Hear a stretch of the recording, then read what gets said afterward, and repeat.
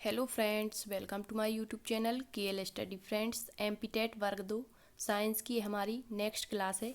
आपका जो टॉपिक 3 दिया गया है पदार्थ और उसके विभिन्न गुणधर्म, पदार्थ की अवस्थाएं, पृथक्करण की विधियां। तो इससे पहली क्लास में हमने आपको रसायन विज्ञान का सामान्य परिचय दिया था और हमारे 2 टॉपिक कंप्लीट हो चुके हैं, एक तो ब्रह्मांड और मापन। तो जिसने भी वो दोनों टॉपिक नहीं देखे हैं तो आप प्ले लिस्ट में जा करके देख सकते हैं। और ब्रह्मांड वाले टॉपिक के हमारे प्रैक्टिस सेट भी हमने कंप्लीट करवा दिए थे आपको। अब हमारे मापन वाले प्रैक्टिस सेट शुरू भी हो चुके हैं, ठीक है। तो आज का जो सेशन है इसमें हमारा जो तीसरा टॉपिक है पदार्थ वाला, मतलब केमिस्ट्री यहाँ से शुरू होती है, तो वो हमने कल से स्टार्ट कर दिया था। तो कल हमने आपको पदार्थ के बारे में थोड़ी सी बेसिक जानकारी दी थी। आज आपको पदार्थ की अवस्थाएं पढ़ाएंगे और इसमें आपको आसानी से सारी चीज़ें समझ में आने वाली हैं। बस क्लास के अंत तक बने रहिए और सारी चीज़ों को अच्छे से समझने का प्रयत्न करेंगे आप, ठीक है। तो आइए शुरू कर लेते हैं अपना सेशन।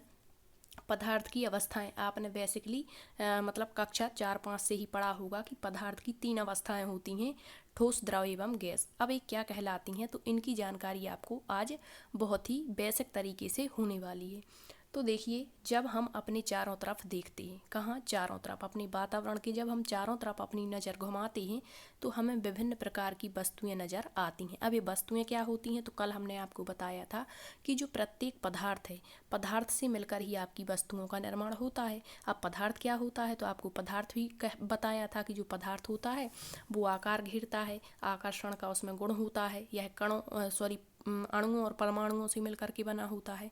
तो सारी चीज़ें आप पहले फर्स्ट क्लास देख लें, क्योंकि आपका जब बेसिक क्लियर होगा तो आगे की चीज़ें आसानी से समझ में आ जाएंगी। तो जब हम अपने चारों तरफ देखते हैं तो हमें कई वस्तुएं नज़र आती हैं और जो भी हम वस्तुएं देखते हैं उनका कोई ना कोई आकार ज़रूर होता है, किसी ना किसी आकृति में होती हैं और उनकी बनावट होती है। अब ऐसा नहीं है कि जो भी वस्तु हमें हमारे आसपास दिख रही है सभी एक जैसी होंगी, नहीं, सब कैसी होती हैं, अलग अलग। जैसे मान के चलिए हमने हमारे इर्द गिर्द देखा तो हमें एक कुर्सी दिखाई दी, क्या दी, कुर्सी दिखाई दी, ठीक है। एक हमें टेबल दिखाई दी, ठीक है, ठीक। तो यहाँ पर जो कुर्सी है इसका भी अपना आकार है, इसकी भी आकृति है और इसकी भी अपनी बनावट है, तो ये अलग तरीके से होगी। और जैसे टेबल है तो इसका अलग आकार होगा, इसकी आकृति और बनावट अलग होगी, ठीक है। तो यही क्या कहलाती है, आपके पदार्थ। तो और देखते हैं हम आगे, आपको सारी चीज़ें क्लियर करेंगे। तो इस पूरे विश्व यानी ब्रह्मांड में वस्तु जिस सामग्री से बनी है उसे ही वैज्ञानिकों ने क्या कह दिया कि ये पदार्थ है। अब प्रत्येक वस्तु जो है वो क्या कहलाती है, आपकी पदार्थ कहलाती है। अब चाहे वस्तु प्रत्यक्ष दिखाई दे रही हो या ना दे रही हो, ठीक है। अब जैसे आप कहेंगे कि कोई वस्तु अप्रत्यक्ष है तो उसे कैसे पदार्थ कहेंगे हम, तो उसे हम महसूस तो करते हैं। जैसे वायु है तो वायु हमें दिखाई तो नहीं देती लेकिन हमें महसूस जरूर होती है, तो वो भी क्या है, एक पदार्थ है। तो इतनी चीज़ें समझ गए क्या आप, कि जब हम अपने चारों तरफ विभिन्न प्रकार की वस्तुओं पर नज़र डालते हैं तो प्रत्येक वस्तु का अपना आकार, आकृति और बनावट अलग अलग होती है। तो इस पूरे विश्व में वस्तु जिस सामग्री से बनी है, वस्तु जिस सामग्री अर्थात जिस द्रव्य से बनी होती है उसी को क्या कहा, वैज्ञानिकों ने पदार्थ कहा है। अब जिस हवा में हम सांस ले रहे हैं, जो भोजन हम खा रहे हैं, पत्थर है, बादल, तारे, पौधे, पशु, यहाँ तक कि पानी की एक छोटी सी बूंद, रेत का एक छोटा सा बारीक सा कण, ये सभी क्या हैं, आपके पदार्थ हैं। चाहे कितनी सूक्ष्म से सूक्ष्म वस्तु हो और बड़े से बड़े वस्तु हो, सभी किससे मिलके बनी है, पदार्थों से। तो ये सब क्या है, पदार्थ हैं। अब देखते हैं, यहाँ दिया है कि ऊपर जितनी भी हमने वस्तुएं देखी, जैसे भोजन, पत्थर, लकड़ी, जो भी, तो इन सभी का क्या होगा, द्रव्यमान होगा और ये कुछ ना कुछ स्थान घेरती जरूर हैं, ठीक है। तो ये भी हमने पढ़ लिया था कि द्रव्यमान क्या होता है और स्थान भी घेरती हैं, तो वो क्या कहलाती हैं, पदार्थ। पदार्थ के गुण हैं। और आपसे क्वेश्चन पूछ लेता है कि पदार्थ के बारे में बताइए कौन सा कथन सही है या गलत है, तो आपको ये सारे कथन याद रखने हैं। अब प्राचीन काल से ही मनुष्य अपने आसपास की जो वस्तुएं हैं उनको समझने का प्रयास करता रहा है।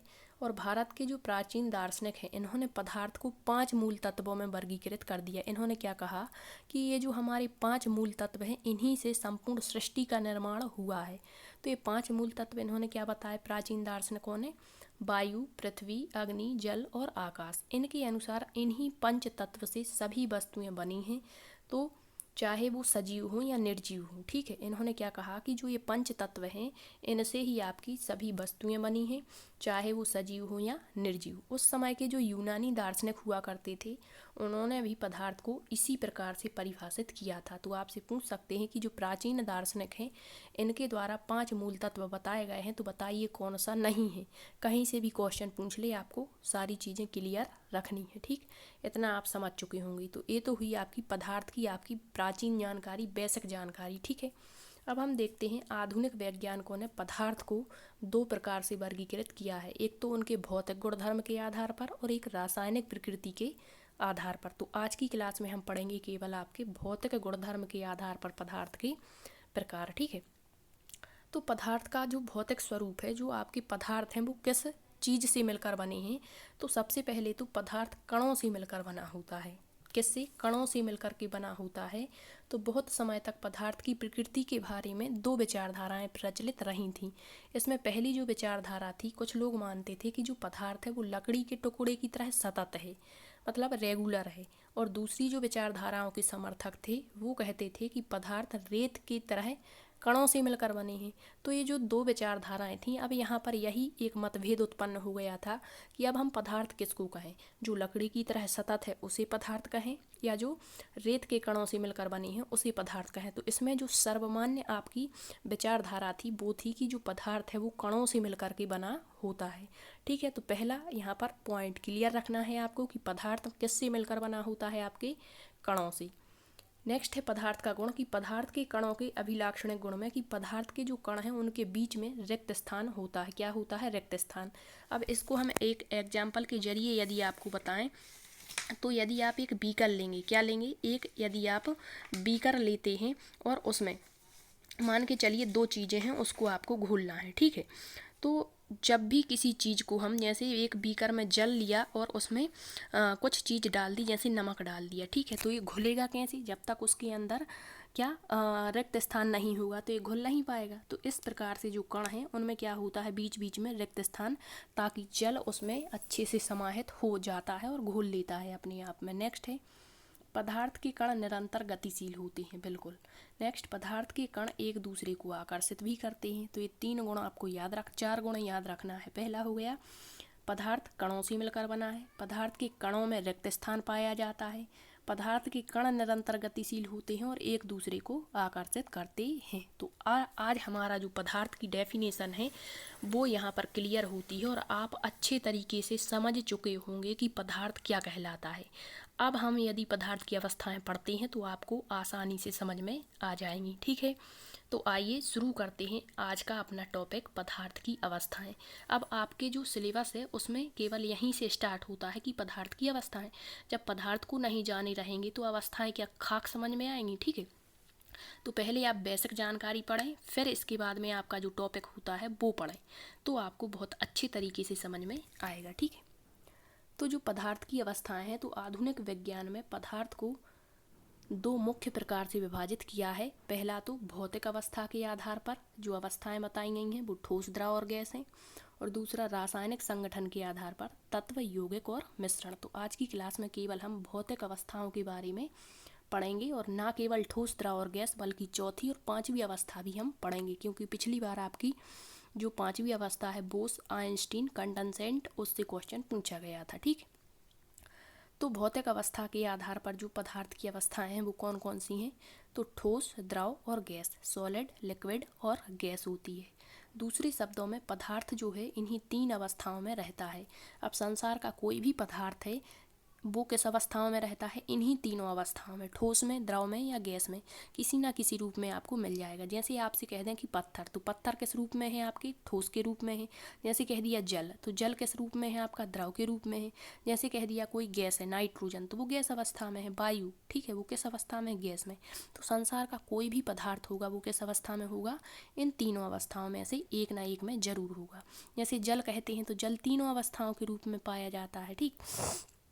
और जो पदार्थ होते हैं, पदार्थ की अवस्था उसकी अंतर आणविक बल पर निर्भर करती है। मतलब जो पदार्थ है इन 3 अवस्थाओं में होता है तो इसका प्रमुख गुण होता है उसका अंतर आणविक बल, जिसमें सबसे अधिक अंतर आणविक बल होगा वो ठोस होगा, जिसमें ठोसों से कम अंतर आणविक बल होगा वो द्रव, और जिसमें सबसे अधिक होगा वो गैस कहलाता है।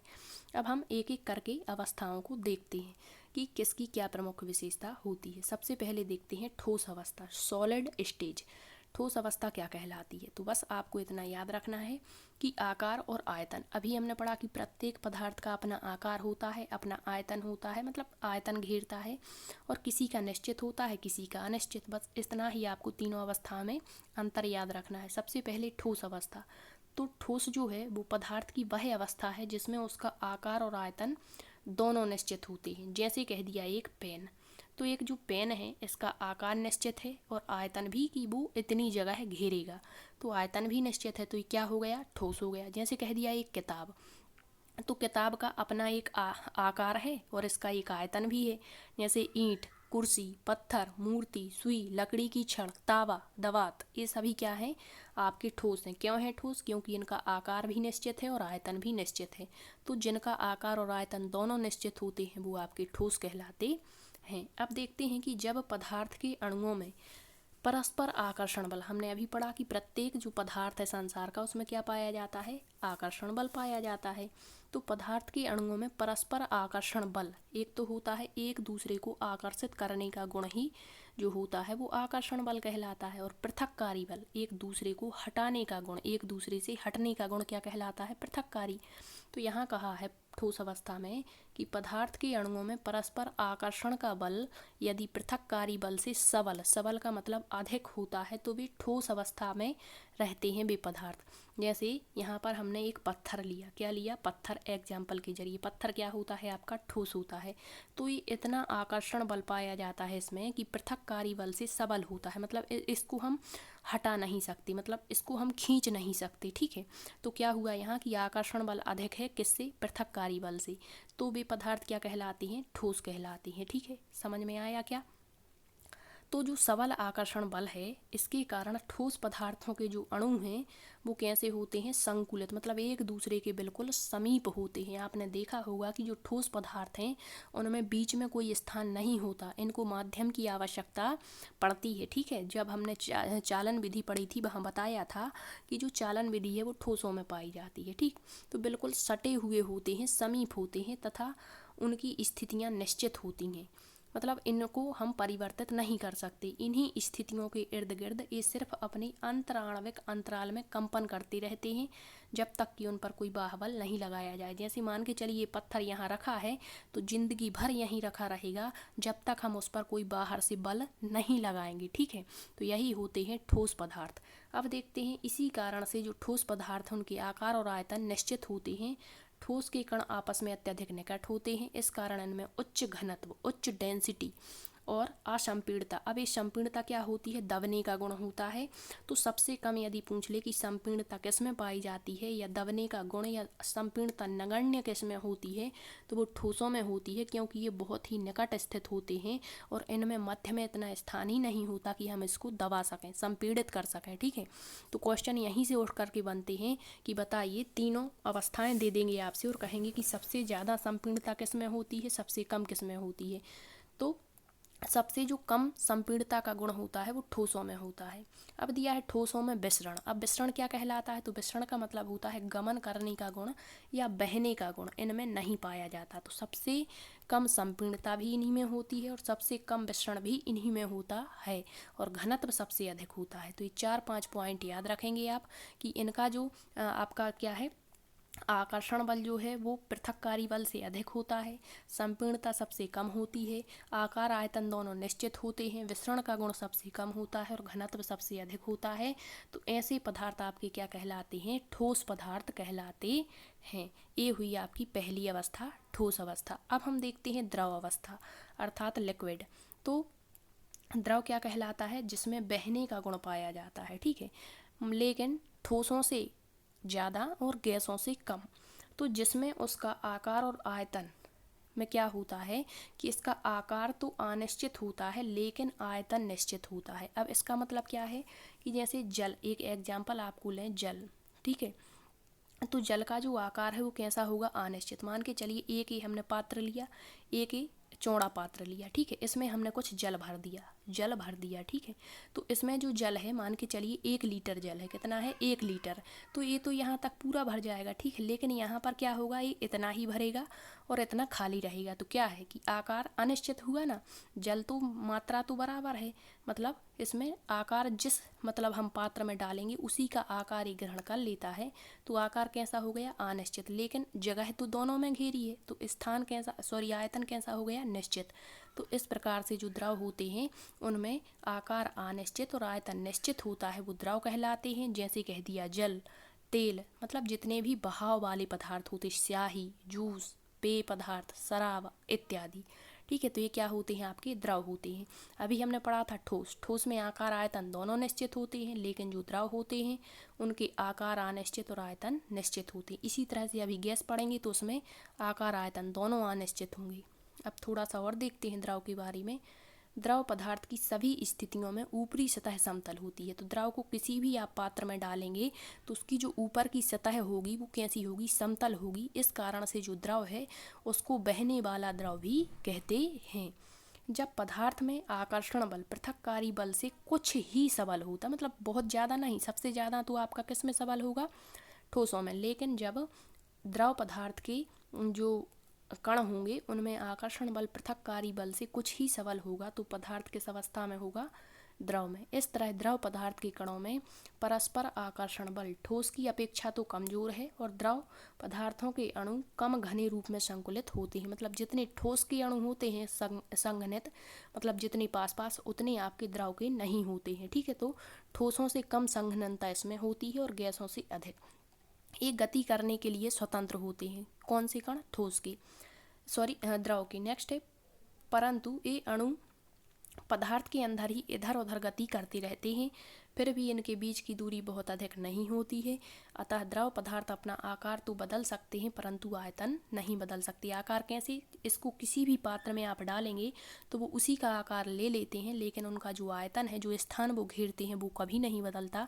इसी कारण से पदार्थ के आयतन निश्चित और आकार अनिश्चित होते हैं। द्रव पदार्थ का घनत्व गैसों की अपेक्षा अधिक और ठोसों से कम होता है। सबसे अधिक घनत्व किसका है, ठोस का।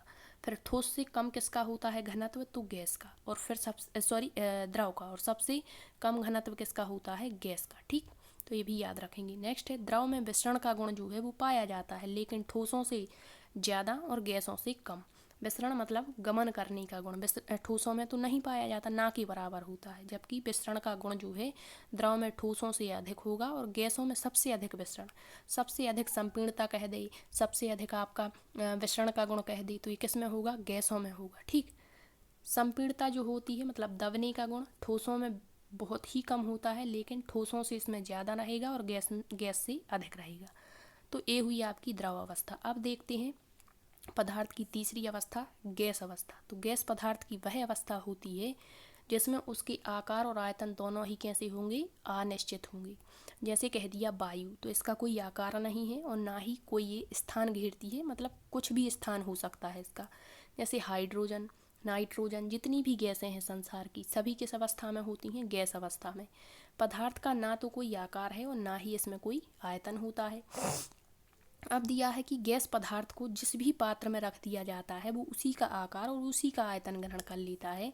गैस का कोई पृष्ठ तल नहीं होता। जैसे हमारे द्रव का जो तल होता है वो समतल है, लेकिन जो गैसें होती हैं इसका कोई तल नहीं है। जैसे एक बंद ढक्कन के हमने 2 बीकर लिए, एक इतना और एक थोड़ा सा बड़ा, ठीक है। इसमें हम कोई गैस भरेंगे तो वो पूरे में फैल जाती है, मतलब दोनों में ही पूरे में फैल जाएगी। मतलब इसका ना तो आकार है ना ही आयतन है। लेकिन जो द्रव होते हैं उसको यदि हम 2 पात्रों में रखते हैं तो उसी के अनुसार अपना आकार ग्रहण करते हैं जितनी उसमें कैपेसिटी होती है, ठीक। तो जो इसका है पृष्ठतल नहीं होता गैसों का, और गैस भी द्रव की भांति एक बर्तन से दूसरे बर्तन में ढाली जा सकती है, लेकिन ऐसा ठोसों में नहीं होता। तो इस कारण से गैस को भी द्रव जैसा बहने वाला द्रव कहते हैं। तो याद रखेंगे, क्वेश्चन बनता है कि द्रव जैसे बहने वाला द्रव किस मतलब अवस्था को कहते हैं, तो गैस अवस्था को। नेक्स्ट है पॉइंट, जब पदार्थ के अणुओं में परस्पर आकर्षण बल पृथक्कारी बल की अपेक्षा कमजोर होता है, मतलब इनमें आकर्षण का बल बहुत ही कम होता है जबकि इनमें पृथक्कारी बल बहुत अधिक होता है, तो वो पदार्थ गैस कहलाते हैं।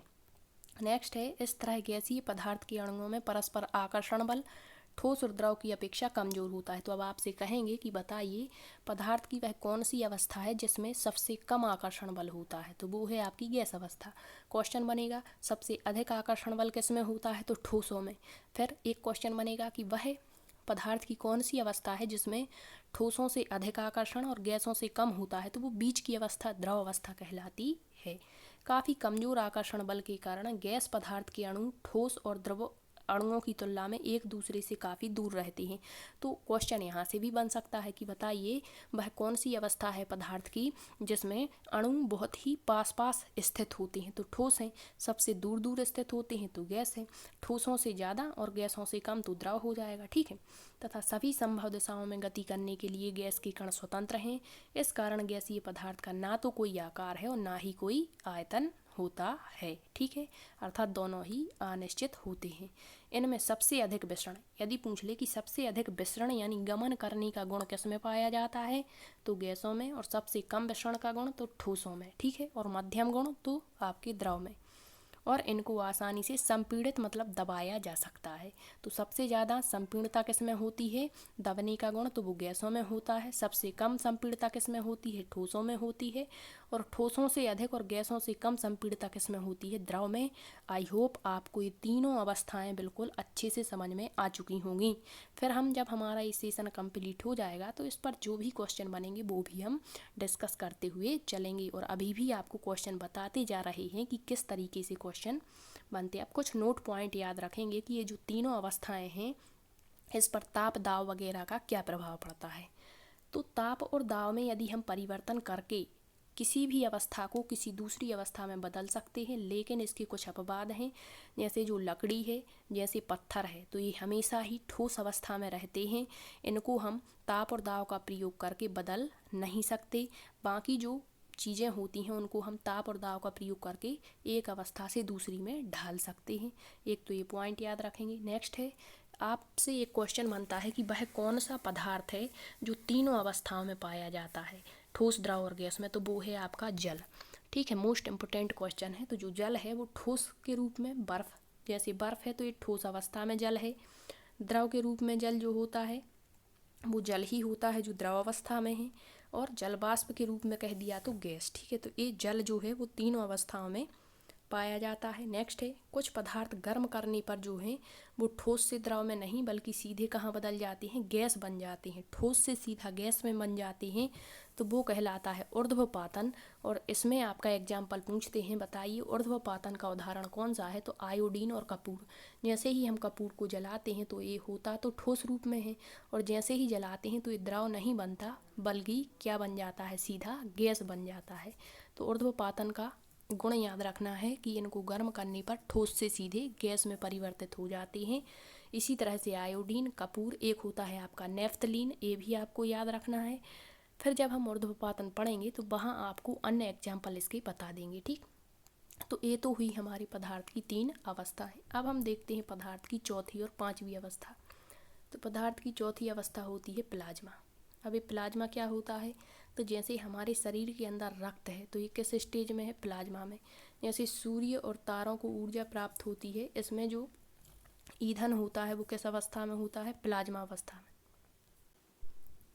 तो जब हमने सूर्य के बारे में पढ़ा था वहाँ हमने आपको बताया था कि जो सूर्य है उसमें जो आपका हाइड्रोजन है वो हीलियम में परिवर्तित होता है। नाभिकीय संलयन की क्रिया के द्वारा हमारे सूर्य को क्या मिलती है, ऊर्जा, और तारों को भी इसी रूप में ऊर्जा मिलती है। तो उसमें जो आपके ऊर्जा का स्रोत है वो किस रूप में स्थित है, तो वो हमने बताया था प्लाज्मा।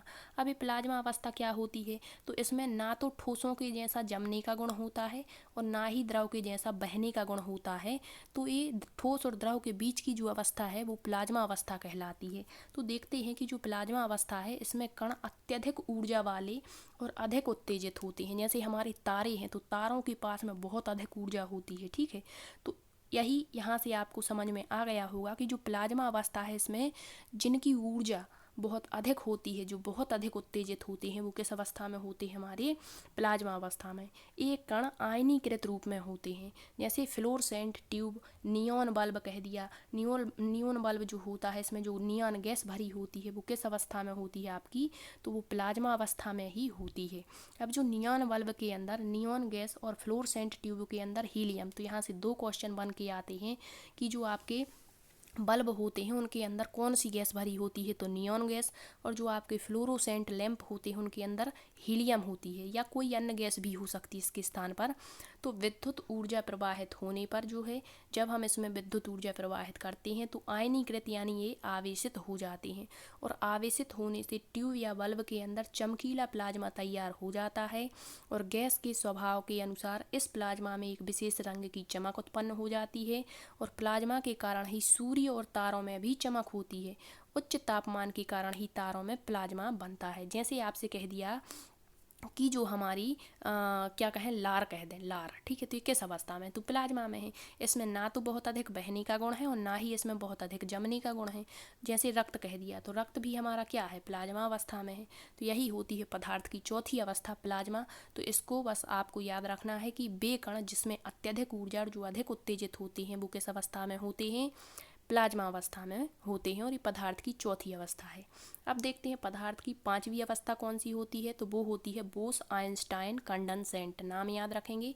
इसका नाम जो बोस है वो हमारे भारत वैज्ञानिक हैं, जो सत्येंद्र नाथ बोस ने बताया था। इस कारण से उन्हीं के नाम पर इसका नाम रख दिया गया, बोस आइंस्टीन कंडेंसेट। तो सन 1920 में भारतीय भौतिक वैज्ञानिक सत्येंद्र नाथ बोस ने पदार्थ की पांचवी अवस्था के लिए कुछ गणनाएं की।